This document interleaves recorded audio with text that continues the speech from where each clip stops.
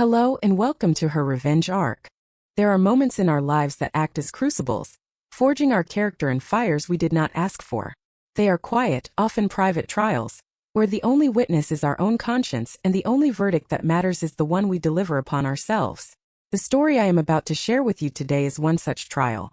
It is a story about creation and imitation, about the deep, soulful work of a lifetime and the hollow echo of a shortcut. It is a story about a garden, not of flowers but of consequences.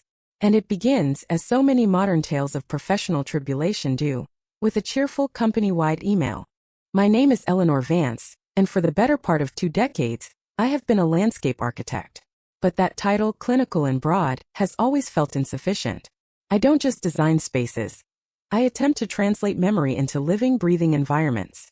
I build narrative gardens. My work is not about arranging aesthetically pleasing flora or installing fashionable water features. It is about listening. It is about sitting with a client and coaxing out the ghost of a memory, the scent of their grandmother's night-blooming jasmine, the specific texture of smooth river stones under their bare feet as a child, the way the afternoon sun filtered through the leaves of a particular weeping willow and painted shifting patterns on a worn wooden porch. My portfolio, the culmination of my career, is less a collection of projects and more a library of painstakingly curated emotions. Each design is a story, a biography told in bark and stone and water. It is, to me, sacred work. Our firm Harrison & Reed was a prestigious one. We were known for our ambition and our high-profile clients. Mr. Harrison, the senior partner, was a man who appreciated results. He valued the clean, undeniable metrics of success: awards, press mentions, and the ever-upward trajectory of our firm's revenue. He respected my work, of course. He called me his resident poet, a title I tolerated with a quiet smile, though I always felt it diminished the sheer architectural and horticultural rigor my projects demanded. To him, my gardens were beautiful, unique assets to the firm's reputation. To me, they were extensions of my own soul. The email that landed in my inbox on a crisp autumn morning was standard fare. It announced the hiring of a new junior designer, a bright young talent named Chloe Thorne. The message was effusive, peppered with corporate buzzwords like dynamic, innovative, and synergy. It mentioned she was a recent graduate from a top design school and that her portfolio was, in Mr. Harrison's words, one of the most impressive he had seen in years. A ripple of mild curiosity went through the office.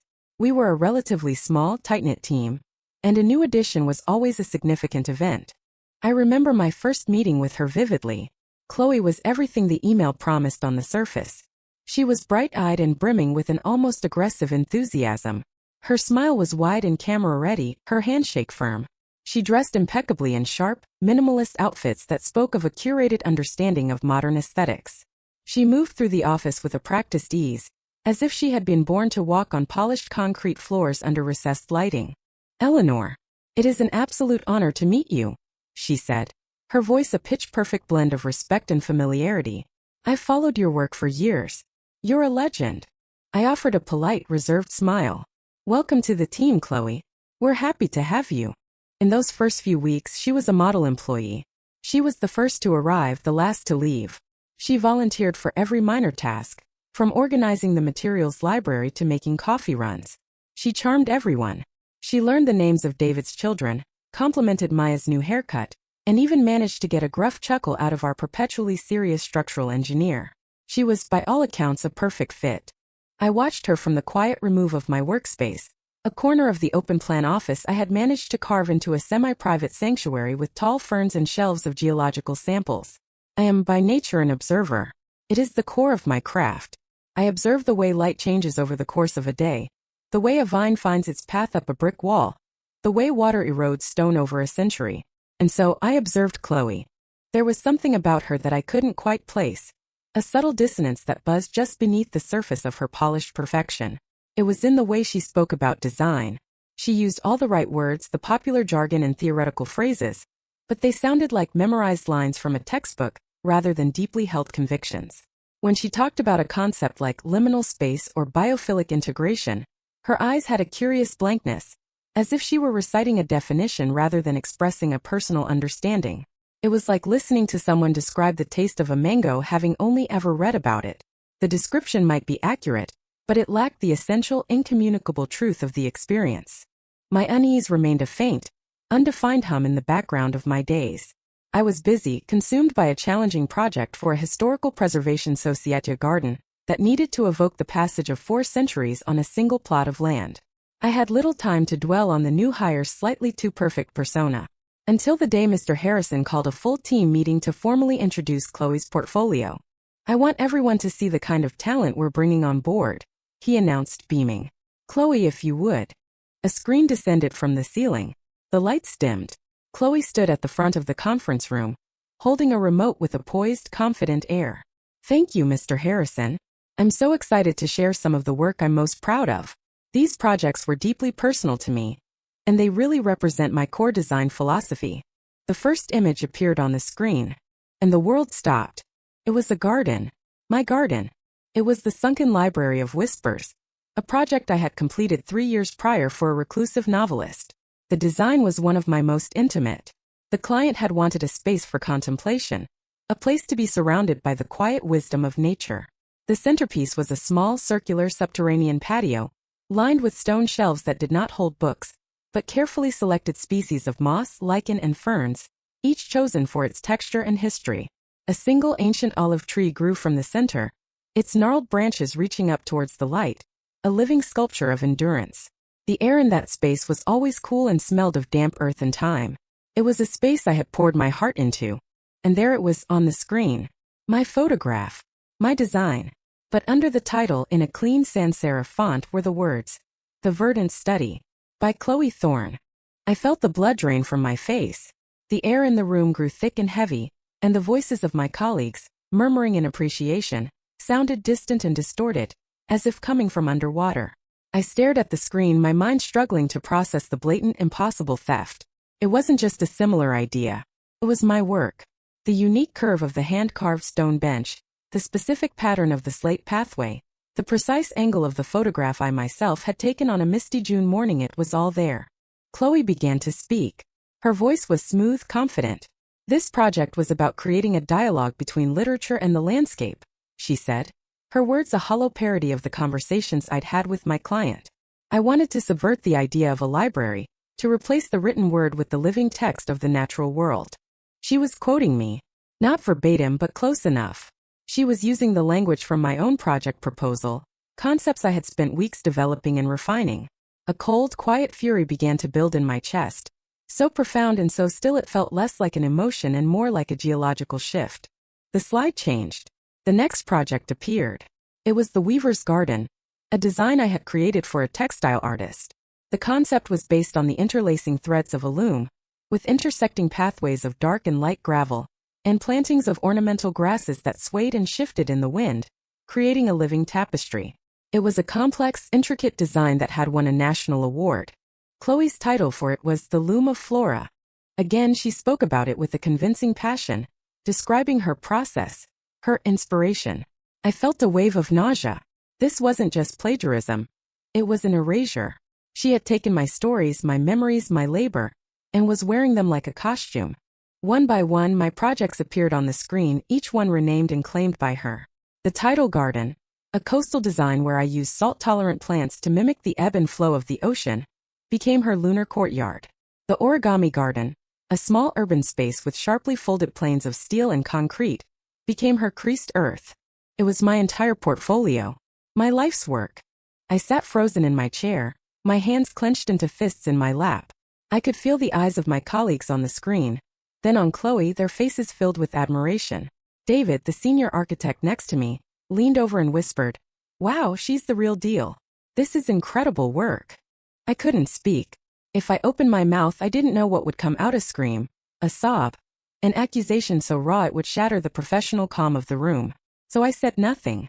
I just watched as the stranger narrated the story of my own creative life back to me, her voice ringing with a confidence she had no right to possess. When the presentation ended, the room erupted in applause. Mr. Harrison was glowing with pride. "See? What did I tell you? A true visionary." He walked over and clapped Chloe on the shoulder. Chloe's eyes, bright with triumph, scanned the room. For a brief moment they met mine. In that instant, I saw a flicker of something else behind the manufactured confidence, a fleeting, almost imperceptible glint of fear, of challenge. It was the look of a gambler who has just placed an impossibly high bet, and is waiting to see if anyone will call their bluff. And in that moment I made a decision. I would not scream. I would not run to Mr. Harrison with a frantic, emotional accusation. He was a man who valued poise and results. He had just publicly lauded this new hire. To challenge her now, in the heat of the moment, would make me look unstable, jealous, unprofessional. He had seen her portfolio and been convinced. My word against hers without irrefutable proof would just be a messy, inconclusive dispute. No. A performance this audacious, this complete, could not be undone with a simple word. A structure built on such a hollow foundation would not be demolished with a sledgehammer.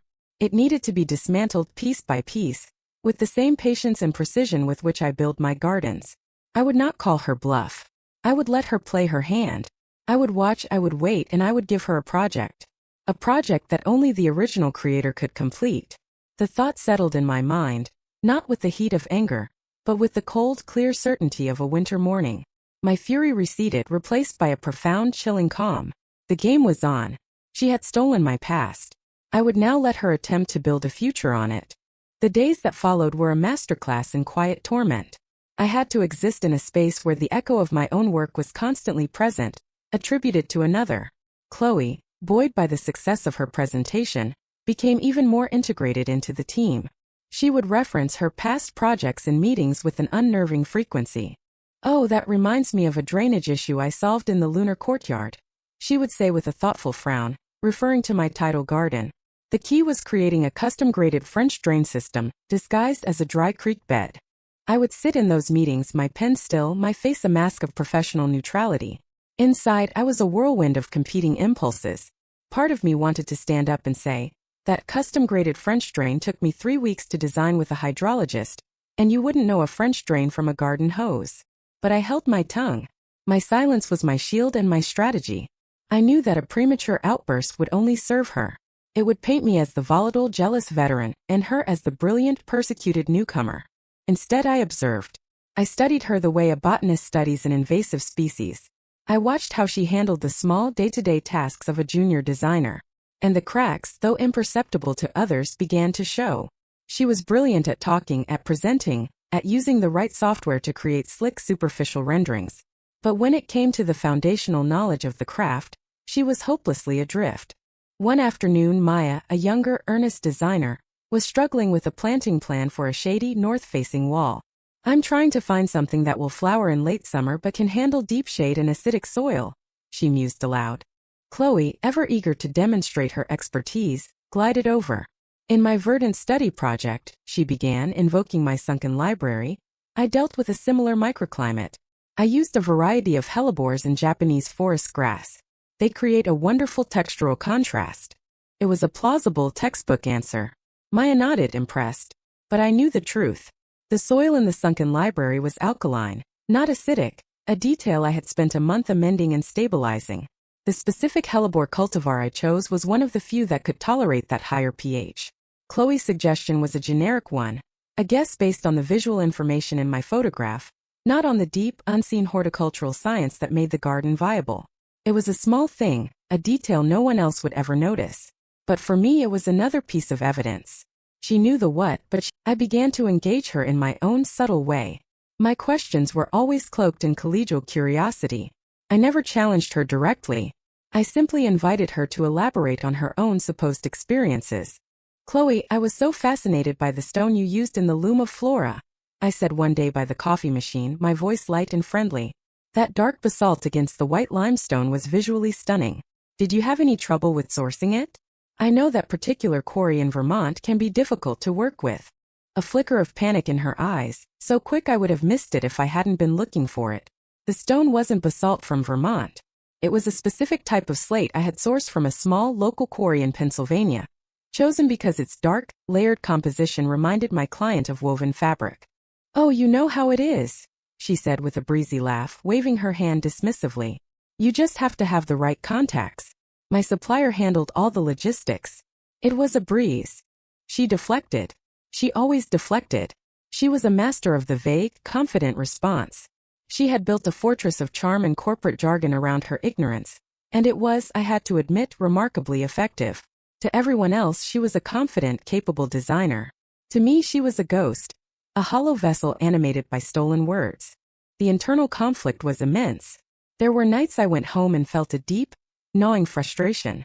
I would look at my own hands that had sketched thousands of designs, that had felt the texture of 100 different soils, that had pruned and planted and built. And I would feel a sense of violation so profound it was almost physical. She had not just copied my work, she had devalued it. She had reduced years of sweat, research, failure and triumph into a series of images that could be stolen and repurposed without a thought. But my resolve did not waver. My anger was not a hot, explosive thing. It was a cold, patient river, slowly and inexorably carving a path through stone. I knew my moment would come. I just had to wait for the right landscape to present itself. And then it did. It arrived in the form of a phone call from Mr. Harrison. His voice was electric with excitement. "Eleanor, clear your schedule. We have a whale. A true whale." The client was a woman named Mrs. Genevieve Alastair. She was the widow of a reclusive titan of industry, a man who had passed away a year prior. Mrs. Alastair was, by all accounts, an intensely private person, almost a hermit since her husband's death. She lived in a vast, secluded estate in the countryside, a place of old money and older trees. She wanted to commission a garden, a memorial garden. "This isn't just any project, Eleanor," Mr. Harrison said, his voice dropping to a serious conspiratorial tone. "The budget is, well, let's just say it's not a concern. She wants something singular, something meaningful. She was very specific about that. She doesn't want a showpiece. She wants a sanctuary. This is exactly your kind of thing. It has your name written all over it." A slow smile spread across my face, an expression I kept hidden from my voice. "It sounds fascinating, Mr. Harrison. I'll set up the initial consultation. You and I will go. We need to land this." "Actually," I said, my voice carefully measured, "I have a different idea." There was a pause on the other end of the line. "Oh, Chloe has been with us for a few months now," I said, the words tasting like ashen opportunity. "She's eager, and as you said yourself, her portfolio is exceptional. A project of this prestige would be a fantastic chance for her to take the lead, to really prove herself. I would, of course, be there to mentor and supervise her through the process." The silence that followed was longer this time. I could almost hear the gears turning in Mr. Harrison's head. He was a businessman.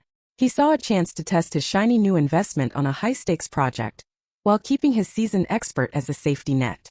It was a low-risk, high-reward proposition from his perspective. If Chloe succeeded, he looked like a genius for hiring her. If she faltered, I would be there to rescue the project, and the firm's reputation would remain intact. "That's a very generous thought, Eleanor," he said finally, a note of surprise in his voice. "Are you sure? This is a big one." "I'm confident she can handle it," I said, the lie smooth and practiced. "It's time she had a chance to apply her vision to a major project with us. It's good for her growth, and it's good for the firm." "All right," he said, his voice now filled with renewed enthusiasm. "I like it. It shows initiative. On both your parts. Let's do it. You and Chloe will meet with Mrs. Alastair next week." When I hung up the phone, I sat back in my chair and looked out at the bustling office. I saw Chloe across the room laughing with Maya, her head thrown back, the picture of effortless confidence. The seed was planted. The soil was prepared. Now all I had to do was wait for the inevitable wither. The Alastair Memorial Garden. It was the perfect canvas for her undoing. Because this project wouldn't be about aesthetics, or trends, or slick renderings. It would be about something Chloe Thorne could never fake, something she could never find in my portfolio or in any design magazine. It would be about empathy. It would be about translating grief into grace. It would be about listening to the story of a ghost, and she, a ghost herself, would be utterly, completely lost. The day of the consultation with Mrs. Alastair arrived, a gray, overcast Tuesday that seemed perfectly suited to the occasion. I drove with Chloe out to the Alastair estate. The journey itself felt like a passage into another world. We left the city's grid of steel and glass behind, winding our way through country roads lined with ancient stone walls and canopies of oak and maple just beginning to blush with autumn color. Chloe was a bundle of nervous energy, though she tried to mask it with her usual brand of polished confidence. She had her tablet out, swiping through images of famous memorial gardens, her brow furrowed in concentration. "I'm thinking something minimalist, very serene," she said, more to herself than to me.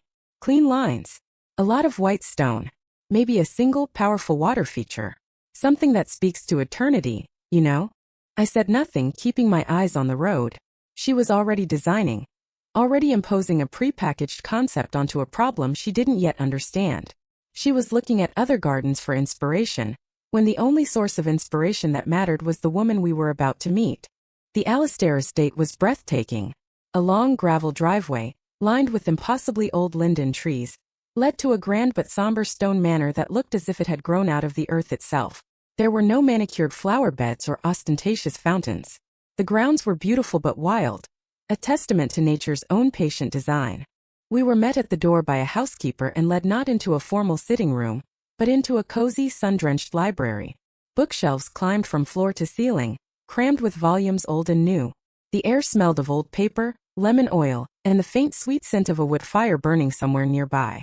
Mrs. Genevieve Alastair was not what I had expected. She was not a frail, weeping widow. She was a woman in her late 60s, with intelligent, piercing blue eyes and a quiet, formidable stillness about her. She was dressed simply, in a cashmere sweater and gray trousers, her silver hair pulled back in a simple knot. She greeted us with a polite nod and gestured for us to sit. "Thank you for coming," she said, her voice clear and low. "I understand Mr. Harrison speaks very highly of your firm." "We're honored to be considered, Mrs. Alastair," I said. "This is my colleague, Chloe Thorne. She will be the lead designer on your project, should you choose to work with us." Chloe smiled her bright, professional smile. "It's a privilege to meet you. I'm very excited to hear your vision for the space." Mrs. Alastair's gaze settled on Chloe for a moment, her expression unreadable. Then she turned her attention to the large window that overlooked the rear of the property. It was a vast, unkempt meadow bordered by a dense wood. "I don't have a vision, Miss Thorne," she said softly. "I have memories, and they are all I have left of my husband, Robert." She began to speak, and as she spoke she painted a portrait of a man, not through his accomplishments but through his senses. He was a man who loved the smell of petrichor, the scent of rain on dry earth. He was a man who found comfort in the sound of wind rustling through tall grasses, a sound he called the world's oldest music. He was a man who, despite his immense wealth, found the greatest luxury in the simple act of walking barefoot on cool, mossy ground. He was a geologist by training, she continued, her eyes distant. He loved rocks. Not polished marble or granite, but rough, honest-to-God rocks. He could spend hours looking at a piece of schist, reading the lines and layers like it was a novel. He had a collection of them, stones he'd picked up on his travels. They're just sitting in boxes in the basement now. She spoke of the specific shade of blue of the wild hydrangeas that grew on the coast of Maine, where they had spent their first summer together. She spoke of the scent of the pipe tobacco he used to smoke, a specific blend with notes of cherry and vanilla. She spoke of the way he would always find the constellation Lyra in the night sky, no matter where they were in the world. "I don't want a monument," she said, her voice trembling for the first time. "I don't want something for other people to look at and admire. I want a place where I can feel him. I want to walk into a space and be able to smell the rain on the earth, and hear the wind in the grass, and feel the cool moss under my feet. I want a garden that tells the story of him for me." It was one of the most beautiful, poignant, and challenging design briefs I had ever heard. It was a project that required not an architect but a translator, a poet, an alchemist who could turn grief and memory into a physical, sensory experience. It was, in short, my perfect project. And it was Chloe's perfect nightmare. I watched her as Mrs. Alastair spoke. I saw her confident smile slowly tighten. I saw her taking notes, but her pen strokes were jerky, uncertain.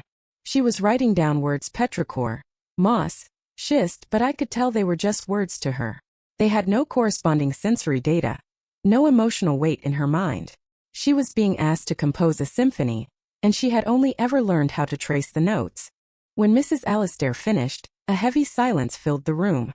It was a sacred silence, filled with the weight of a life lived and a love lost. It was Chloe who broke it. "Thank you, Mrs. Alastair," she said, her voice a little too loud, a little too bright. That's a wonderful starting point. Very evocative. I'm already picturing it. We can definitely create a very powerful minimalist space that captures that essence.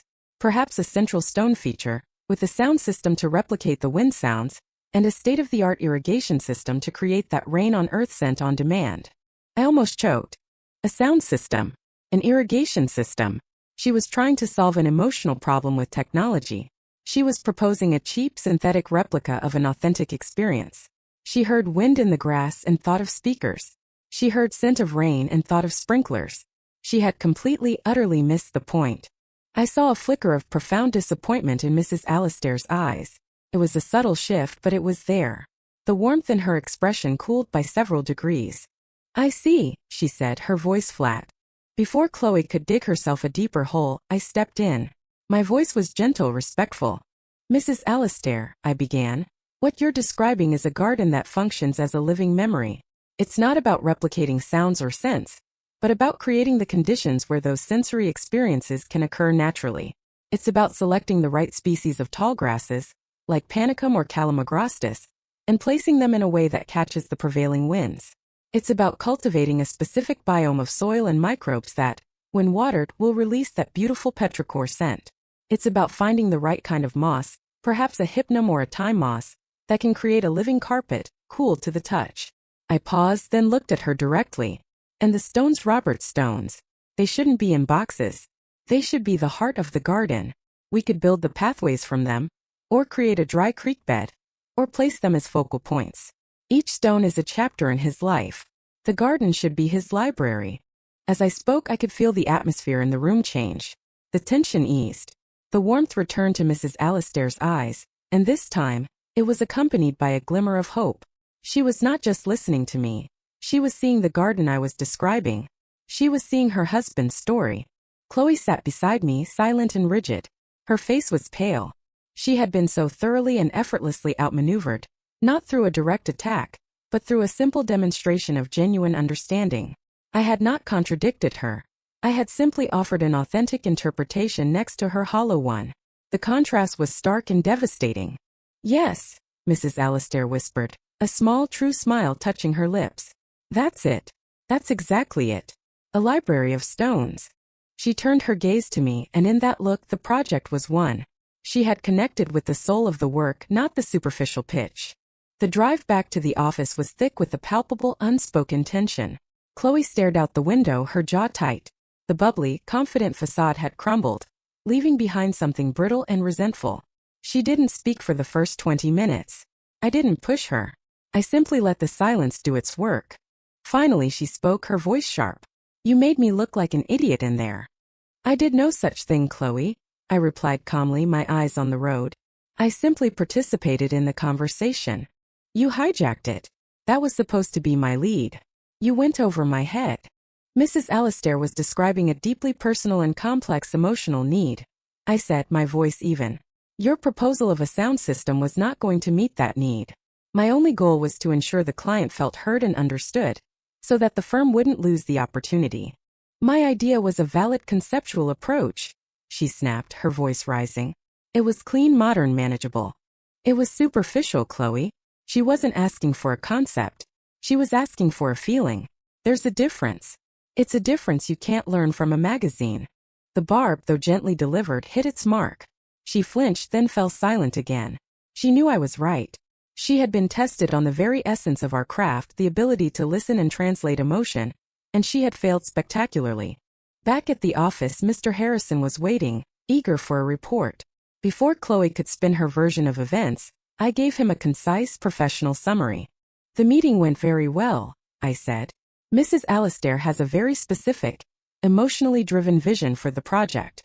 Chloe gathered the initial brief, and I helped to flesh out some of the more nuanced horticultural and geological possibilities to assure Mrs. Alastair of our capabilities. I believe she was very impressed. She wants to move forward. I had framed it as a team effort, a collaboration. I gave Chloe credit for her role, however inadequate, and positioned myself as the supportive mentor.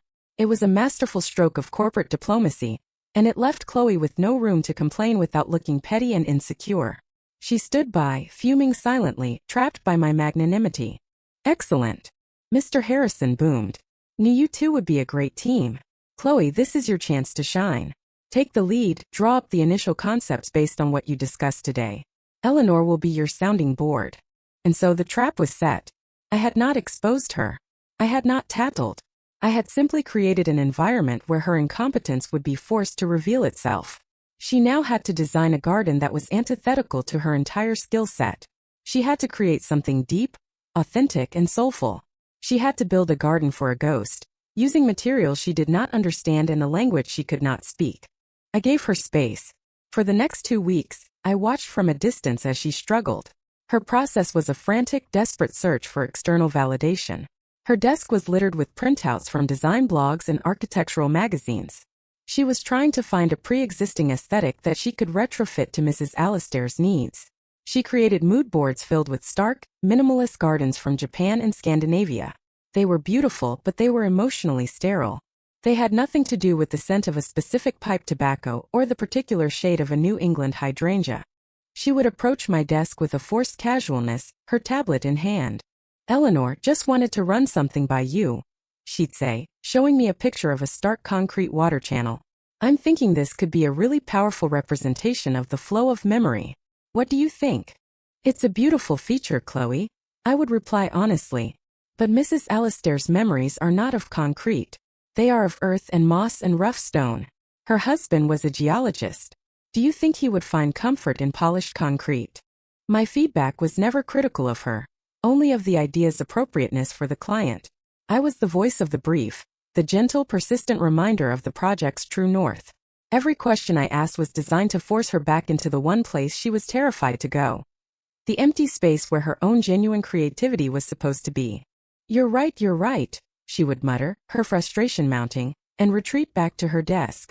I offered to show her the firm's geological samples, the extensive library of stone and soil I had curated over the years. "Maybe holding some of these, feeling their weight and texture will give you some ideas," I offered. She looked at the trays of rough, unpolished rocks with a kind of disdain. "It's just dirt and rocks, Eleanor. I can find high-res images online.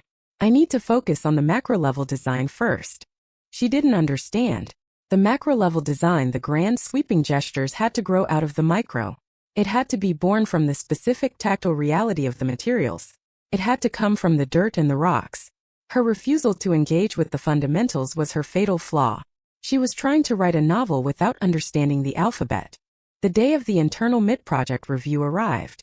It was a meeting with just me, Chloe, and Mr. Harrison. Chloe had prepared a full digital presentation. She had worked tirelessly on it, and on a purely technical level it was impressive. The renderings were flawless. The graphics were slick. She began, her voice regaining some of its old, practiced confidence. She walked us through her concept. She called it the Alastair Sanctuary of Contemplation. The design was centered around a large rectangular reflecting pool. The edges were sharp, clean lines of white marble.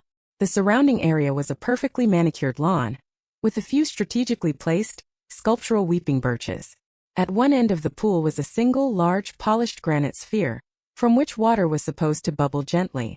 "The water represents the flow of time and memory," she explained, clicking through the slides. "The clean, minimalist aesthetic is meant to create a sense of peace and tranquility, a space free from the chaos of the outside world." When she finished, she looked at Mr. Harrison, a hopeful, expectant smile on her face. Mr. Harrison, who appreciated clean lines and bold statements, nodded slowly. "It's very striking, Chloe. Very architectural." But even he looked a little hesitant. He remembered the emotional intensity of the brief. Does it connect with the specifics Mrs. Alastair mentioned? The moss, the wildness, the stones." "This is a conceptual interpretation of those things," Chloe said quickly. "It's not meant to be a literal recreation. This is a more elevated, symbolic approach. The polished granite sphere, for example, is a nod to his love of geology." It was my turn. I didn't look at her. I looked at the screen. "Chloe," I began, my voice quiet and contemplative, "where is Robert in this garden?" She blinked. "What do you mean?" "The whole thing is for him." "I know, but where is his story?" "I see a beautiful generic space. It could be a corporate plaza or a hotel lobby garden. I don't see a man who loved the smell of rain on earth. I don't hear the wind in the tall grasses. And I see a polished granite sphere. A perfect machine-made object, meant to represent a man who loved the imperfections of natural schist. You've taken a story about a specific man and turned it into a generic statement." I let the words hang in the air.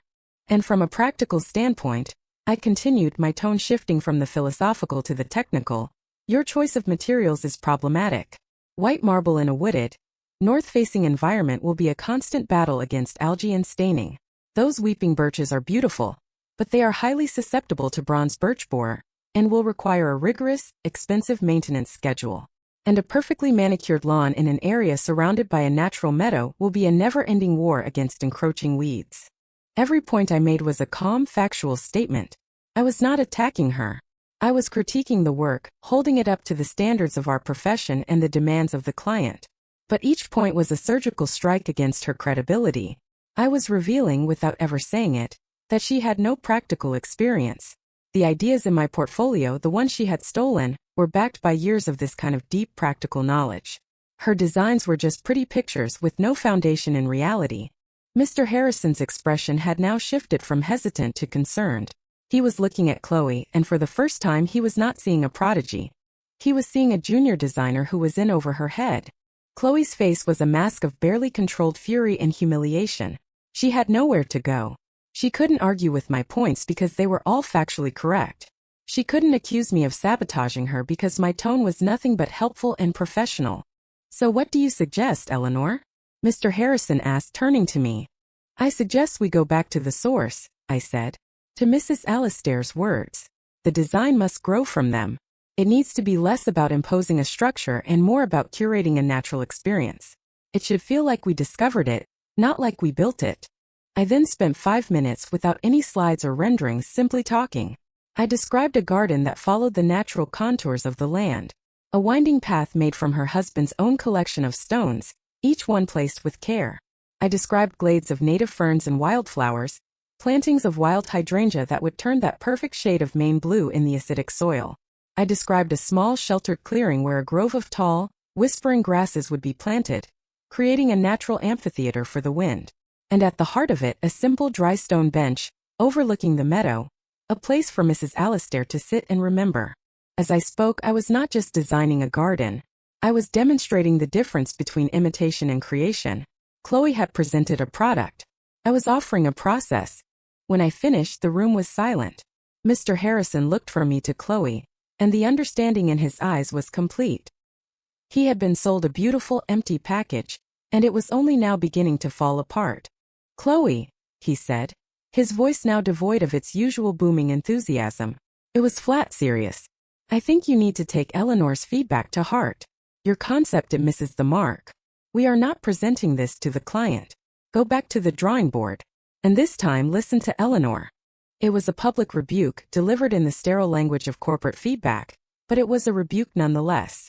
The first major crack in her facade had appeared, and I had not laid a single finger on it. I had simply held up a mirror, and the reflection had done all the work. The final presentation to Mrs. Alastair was looming, and I knew with a calm certainty that Chloe had nothing left to draw. She was an artist with no paint, a writer with no words. Her only skill was copying, and I had given her a subject for which no copy existed. The final 2 weeks leading up to the presentation for Mrs. Alastair were the quietest, most tense period I had ever experienced in that office. Chloe became a ghost. The bubbly, effusive personality was gone, stripped away by the harsh reality of her own inadequacy. She barely spoke to anyone, communicating mostly through terse emails. She spent hours at her desk, staring blankly at her screen, surrounded by the same useless printouts of other people's work. The fortress of charm had been breached, and she had no other defenses. She avoided me completely. There were no more casual consultations, no more requests for a quick opinion. The dynamic between us had shifted. I was no longer the supportive mentor. I was the silent, ever-present embodiment of the standard she could not meet. My very existence in the office was a quiet judgment on her. I did not gloat. I felt a strange, detached pity for her. She had wanted success so desperately that she had been willing to commit a profound act of professional and ethical fraud to get it.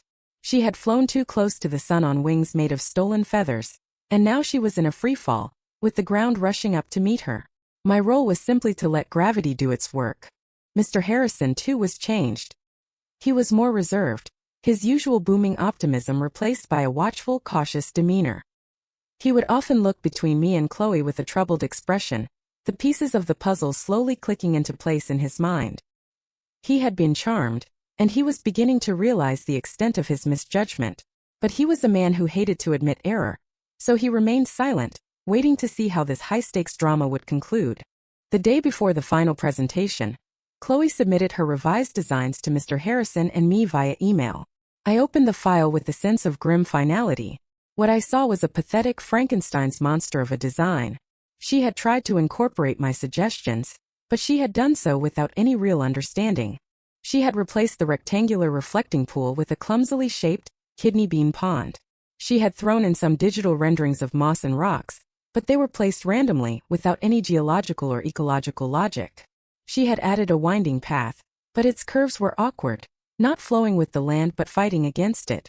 She had taken my words moss, stone, grass, and sprinkled them onto her old sterile design like cheap garnishes.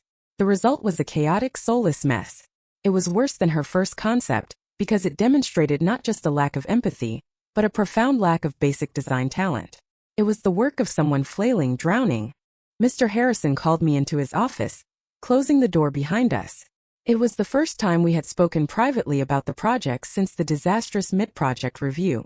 He gestured to his computer screen, where Chloe's design was displayed. "Eleanor, what is this?" His voice was low, laced with a weary frustration. "It's her final concept, Mr. Harrison," I said simply. "It's a disaster. It's incoherent. We can't show this to Mrs. Alastair. We'll be laughed out of her house. We'll lose the biggest commission this firm has seen in a decade." He ran a hand through his hair, a gesture of genuine distress. "I don't understand. Her portfolio, it was brilliant. Poetic. It was like your work." The final piece of the puzzle clicked into place for him right there, in that sentence. The admission hung in the air between us. It was like your work. I did not have to say a word. I simply met his gaze, my expression calm, unaccusatory. I let him arrive at the conclusion on his own. The slow dawning of horror and realization on his face was more potent than any accusation I could ever have made. He looked from the screen to me and back again. He remembered the photos from Chloe's presentation. And he remembered my own portfolio, which he had praised for years. "Oh no," he whispered, slumping back in his chair. "Her portfolio, was it?" He couldn't bring himself to say the words. "Yes, Mr. Harrison," I said softly. "The Verdant Study, the Loom of Flora, the Lunar Courtyard. Those were all my projects. She just changed the names." A deep, shuddering sigh escaped him. It was the sound of a man confronting a catastrophic failure of his own judgment. He looked not angry but deeply, profoundly weary.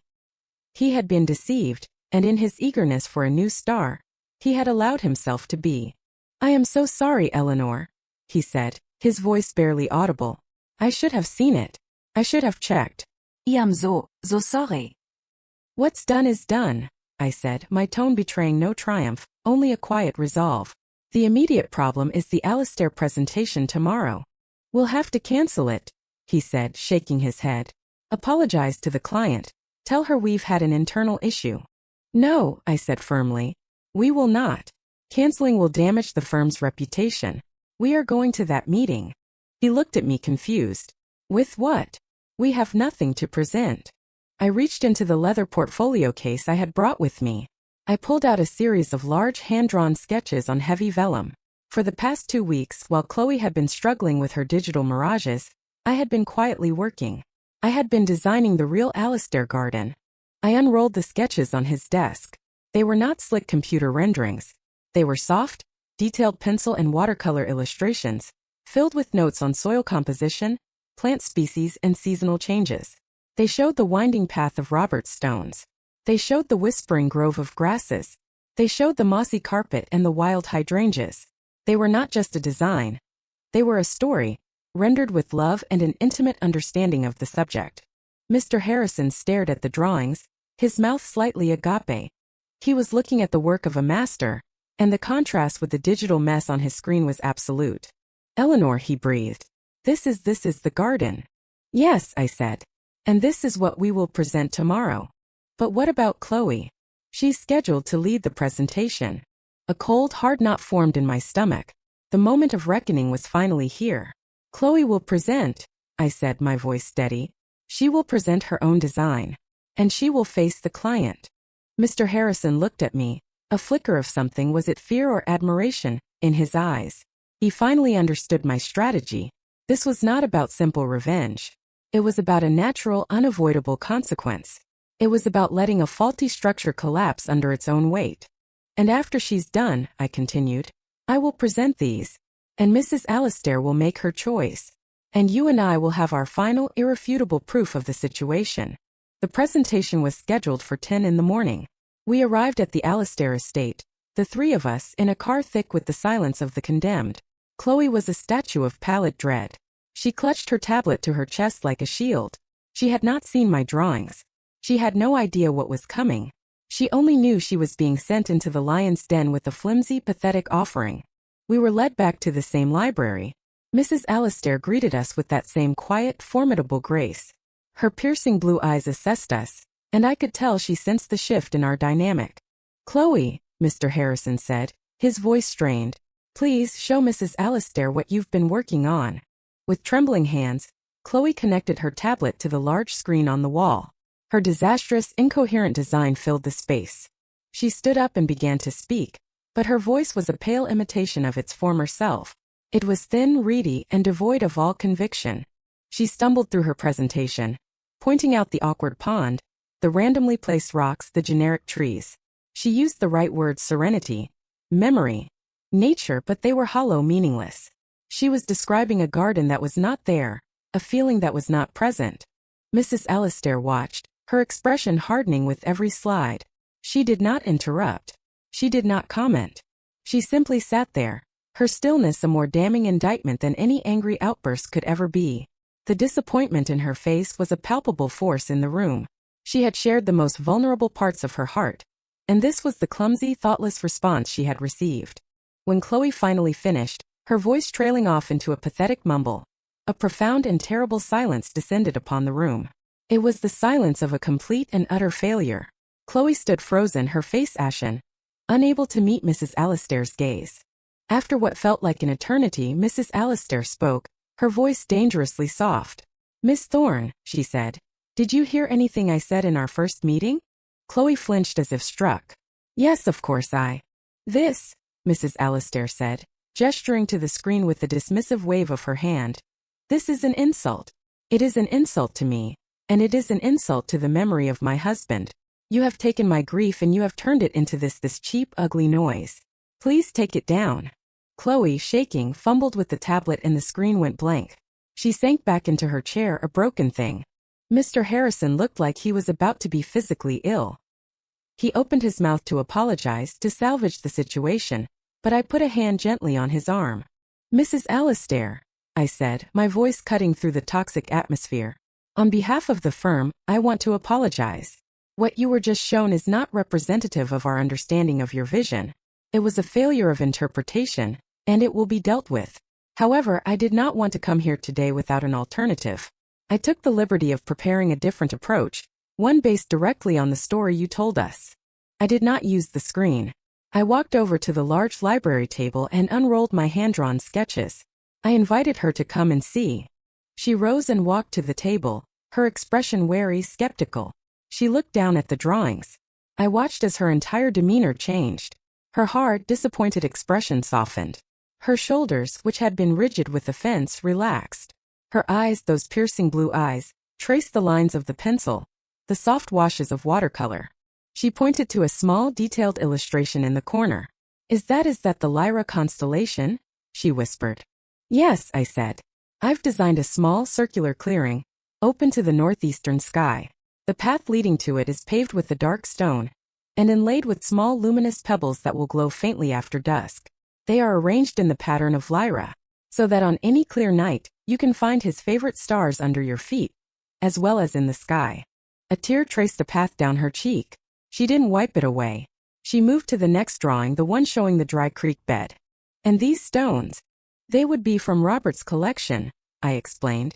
We would sort them by type and color, and arrange them chronologically if possible, to tell the story of his travels. The path would literally be a walk through his life's passion. I walked her through every detail. The specific species of grass that would create the sound he loved, the native soil biome we would cultivate to produce the scent of petrichor, the small grove of cherry trees that would evoke the scent of his pipe tobacco when they blossomed. I was not just presenting a design. I was giving her back her memories, organized and translated into a language she could walk through, touch, and inhabit. When I was finished, she looked up at me, her eyes shining with unshed tears. but her smile was one of pure, unadulterated relief and joy. "This," she said, her voice thick with emotion, "this is my garden. This is Robert's garden. When can you start?" The victory was absolute. It was quiet, it was profound, and it was undeniable. In the stunned silence that followed, Chloe Thorne slowly rose from her chair. She did not look at me. She did not look at Mrs. Alastair or Mr. Harrison. She looked at a fixed point on the far wall, her face a blank canvas of shock and defeat. I have to resign," she stammered, the words barely audible. She turned and, without another word, walked out of the room, out of the house, and out of my life. Her collapse was as complete as her fraudulent rise had been audacious. The drive back to the city with Mr. Harrison was quiet, but it was a different kind of quiet. It was the silence of aftermath, of resolution. "I don't know what to say, Eleanor," he said finally, as the skyline of the city came into view. "Except thank you. You saved this firm today. And I'm sorry. I let my ambition, my desire for a star, blind me. I will never let that happen again." "The best work isn't always the loudest, Mr. Harrison," I said, looking out the window. "Sometimes it's the quietest. You just have to know how to listen." In the weeks that followed, the firm settled into a new kind of normal. Chloe's departure was officially explained as a case of not being the right fit. The standard, bloodless corporate epitaph. But everyone on the team knew on some level what had happened. They saw me take over the Alastair project, saw the passion and detail I poured into it, and they understood. My authority in the firm was no longer just respected, it was revered. I had proven, in the quietest, most definitive way possible, the value of deep, authentic work. I spent the next year building the Alastair Garden. It was the most challenging and rewarding project of my life. I personally sorted through Robert's collection of stones, holding each one, feeling its history. I worked with soil scientists and horticulturists to cultivate the perfect microenvironments. I sat on the land for hours watching the light, listening to the wind. On a warm afternoon in the following autumn, I walked through the finished garden with Mrs. Alastair for the first time. The tall grasses whispered in the breeze. The air smelled of damp earth and late-blooming flowers. We walked the path of her husband's stones, and she pointed to a piece of gneiss. "He found this one in the Scottish Highlands," she said, a gentle smile on her face. We sat on the simple stone bench, and she looked out over the meadow. She was not sad. She was peaceful. "He is here," she said softly. "You brought him back to me. Thank you, Eleanor." In that moment I felt no triumph over Chloe, no lingering bitterness. The space that anger and violation had occupied was now filled with the profound satisfaction of creation. I had taken something broken and made it whole. I had cultivated a space for healing and memory, and in doing so I had healed myself. Chloe was a ghost from a past season, a withered vine that had long since been cleared away to make room for new growth. She tried to steal my stories, but what she never understood is that stories aren't just in the telling. They are in the living. They are in the doing. And you can't fake the work of a lifetime. It's a strange thing to have your life's work stolen and presented back to you. It forces you to look at what you've built and ask what it's truly made of. Is it just a collection of pretty pictures easily copied and imitated? Or is it something deeper, something with roots so strong and complex that no imposter could ever hope to replicate them? The ordeal taught me that authenticity is not a style. It is the very foundation upon which anything of lasting value is built. And so I ask you, have you ever encountered a situation where you had to confront an imitation of your own truth? A moment where someone tried to claim your story, your work, or your identity as their own? How did you respond? Did you fight fire with fire, or did you, like me, choose to simply and patiently tend to your own garden, confident that true growth cannot be faked? Let me know your story in the comments below. And if you found this story meaningful, please like, share, and subscribe to her revenge arc for more tales of quiet, powerful resolutions.